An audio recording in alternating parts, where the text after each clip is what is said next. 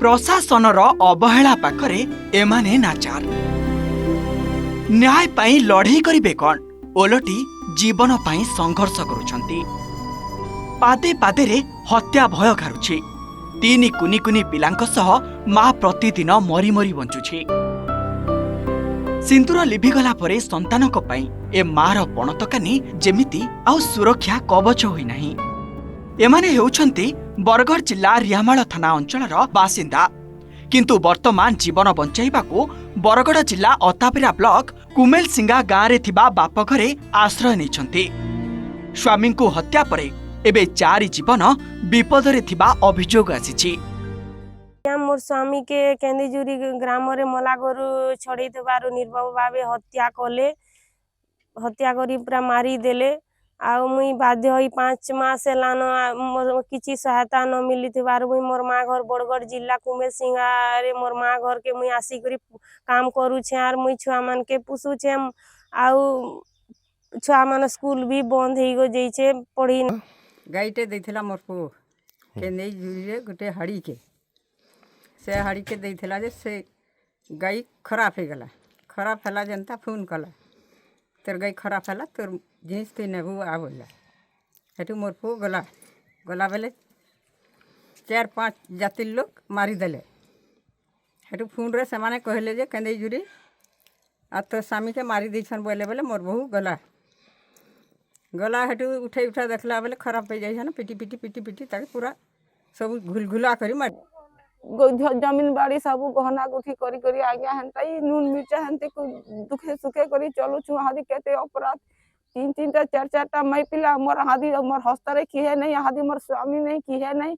बड़ा दुखे कुटुंब के पुसु छे आज्ञा किछि किछि सरकार तरफ नु सरकार धन्यवाद किछि किछि मर्जी के नाती नतरा के टिके सहयोग दो। किछि कैंसी आड़े के मिलबा सेतकी मिलबा बोली पाला धरई देले एते बेले सरकार कैंसी मित्रे भी सरकार सुनबा। गत सेप्टेम्बर मासरे मानसी सेठींक स्वामी किशोर को पिटी पिटी हत्या करा जायथिला। गाँर किछि लोके किशोर गोहत्या करिथिबा अभियोग आनी तांको जीवनरू मारी देइथिले। आउ स्वामींक मृत्यु परे स्त्रींक अभियोग आधार रे पुलिस घटना को गुरुत्वर सह नैथिला। मर्डर मात्र 4 दिन मध्यरे 6 जन को गिरफ करी कोर्ट चालान करिथिला। हेले एबे किशोर का परिवार बेसहारा हो जाइछि। गाँ लोकंक आक्रोशर भयरे 10-11 वर्षर 2 झियो एवं 8 वर्षर पुओ को धरी बाप घर देवगढ़ रे पड़ी रहिछंती मानसी सेठी। फलरे पिला मानंक पाठ पढ़ा ठप हो जाइछि। सेपटे ए संपर्क रे प्रतिक्रिया रखिछंती देवगढ़ आरक्षी अधीक्षक अनिल मिश्र और जिला सामाजिक सुरक्षा अधिकारी श्रीनिवास जानी। स्वामी मृत्युवरण करछंती एवं 2टी छुआ अछि से वर्तमान देवगढ़ जिला नाय से ता बाप घरे जाई रहउछंती। एटा हमें संधान पाइछु।